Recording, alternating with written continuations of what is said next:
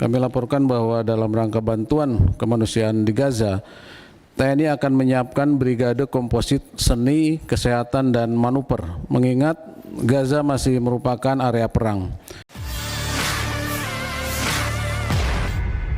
Indonesia rencananya akan mengirimkan ratusan pasukan ke Gaza, Palestina. Menanggapi hal itu, Wakil Menteri Pertahanan, Wamenhan, Letjen Purnawirawan, Herindra meminta pasukan yang dikirim ke Gaza nantinya bersikap netral. Panglima TNI, Jenderal Agus menyebut, sebanyak 650 prajurit yang disiapkan untuk diberangkatkan ke Gaza. Menurutnya, saat ini telah masuk pendaftaran atau tingkat level 1. Namun Panglima TNI memahami bahwa pasukan perdamaian tidak bisa dikirim begitu saja ke wilayah Gaza. Sebab, Indonesia harus mengikuti sejumlah prosedur yang berlaku dalam sistem administrasi PBB.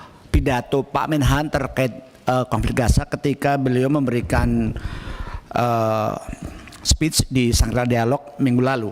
Yang pertama, beliau menyerukan investigasi komprehensif terkait serangan di Rafah.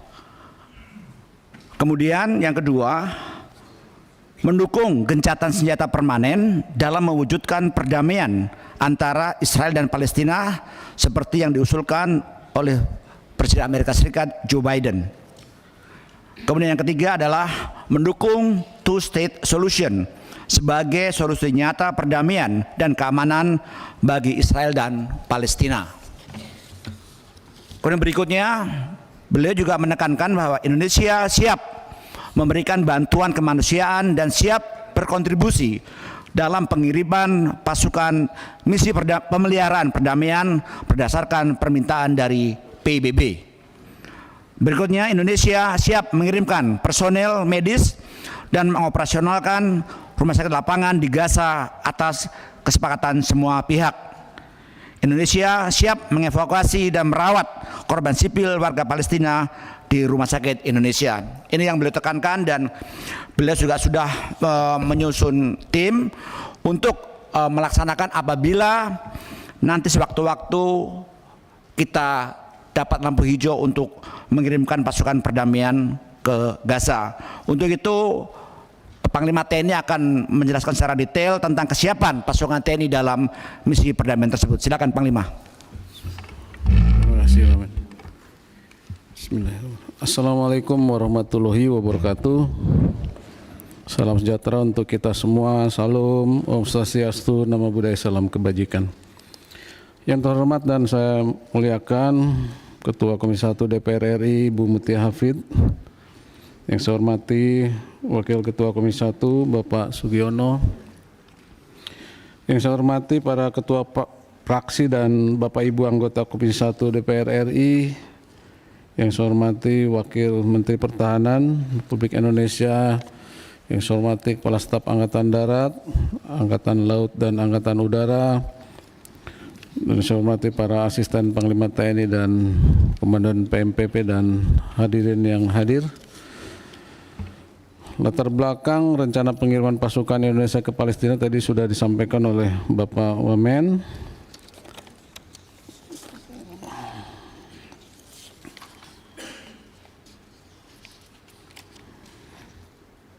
Pimpinan dan anggota Komisi 1 yang saya hormati, kami laporkan bahwa dalam rangka bantuan kemanusiaan di Gaza, TNI akan menyiapkan brigade komposit seni, kesehatan, dan manuver, mengingat Gaza masih merupakan area perang.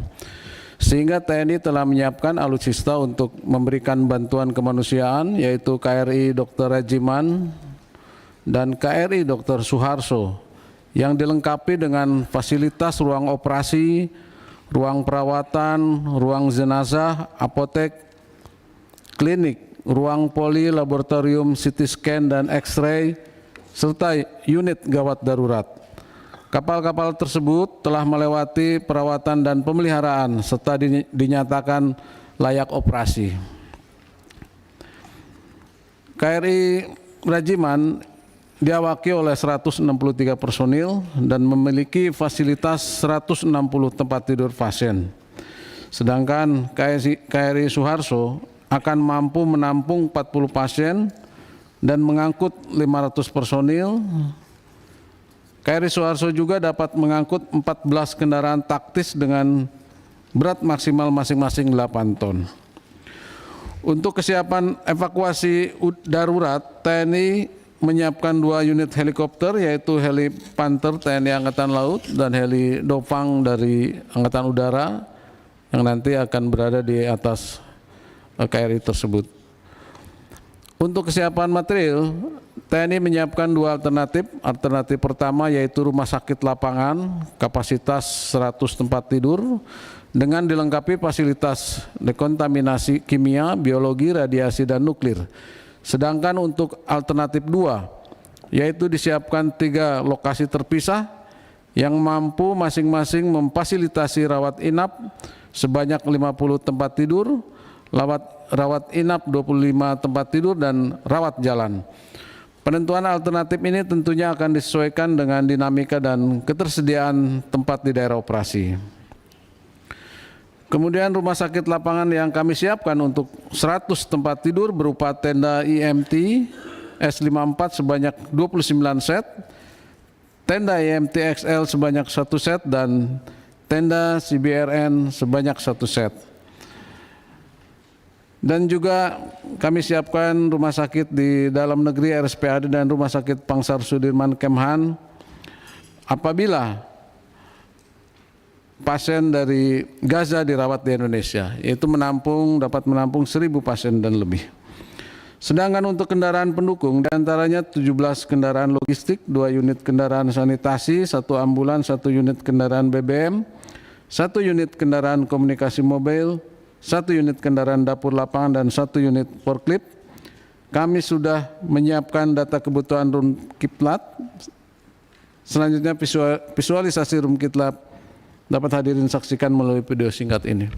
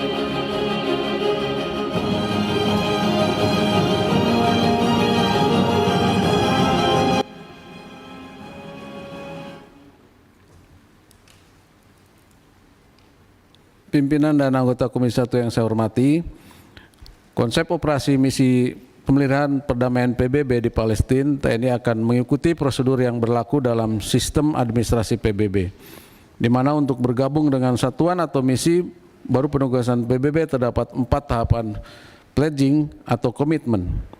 Pledging yang merupakan keputusan politik pemerintah Republik Indonesia ini telah disampaikan pada UN Peacekeeping Ministerial Meeting di Ghana pada tanggal 5-6 Desember 2023 yang lalu.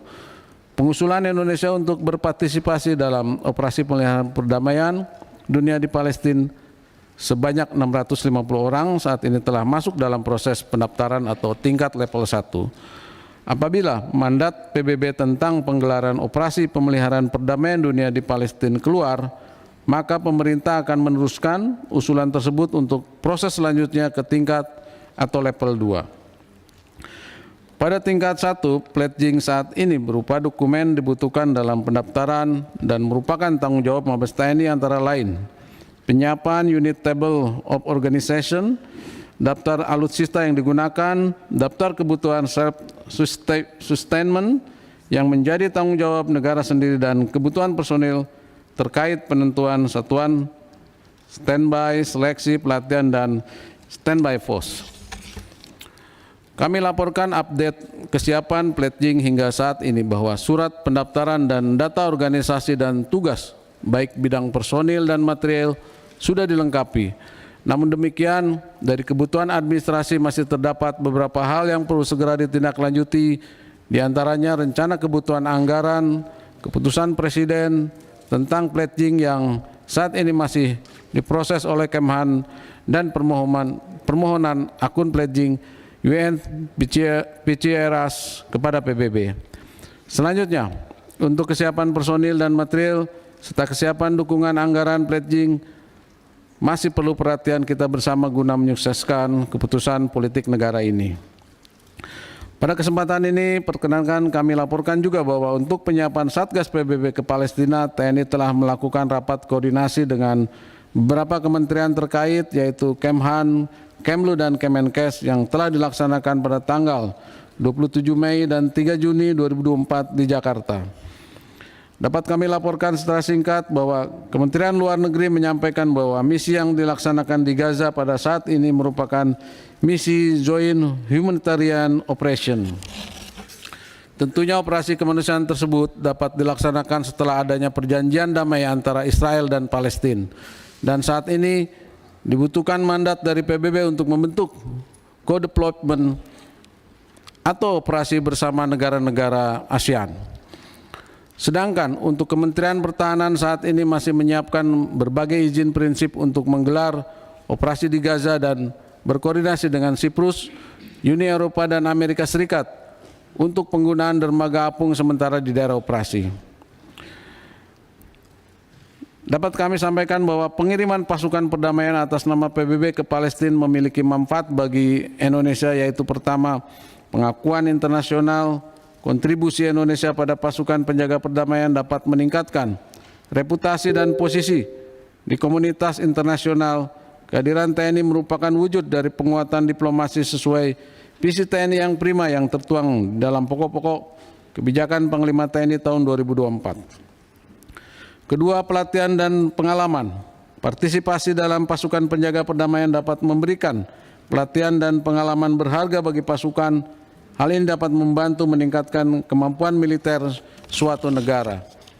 Yang ketiga, peralatan dan sumber daya dapat memberikan akses terhadap peralatan dan sumber daya yang mungkin tidak tersedia bagi suatu negara, seperti transportasi, peralatan komunikasi, dan persediaan medis. Keempat, cost sharing. Pengiriman pasukan lebih efisien melalui cost sharing dengan negara mitra. Kelima, perdamaian dan keamanan. Manfaat utama dari partisipasi dalam pasukan penjaga perdamaian adalah kontribusi terhadap perdamaian dan keamanan dengan membantu menjaga stabilitas di zona konflik. Pasukan penjaga perdamaian dapat membantu mencegah penyebaran kekerasan serta meningkatkan perdamaian dan keamanan. Kesimpulan dari paparan ini adalah pengiriman pasukan perdamaian untuk Palestina masih menunggu resolusi dan mandat PBB. Mabes TNI sudah menyiapkan pasukan dengan ketentuan pledging ke UN.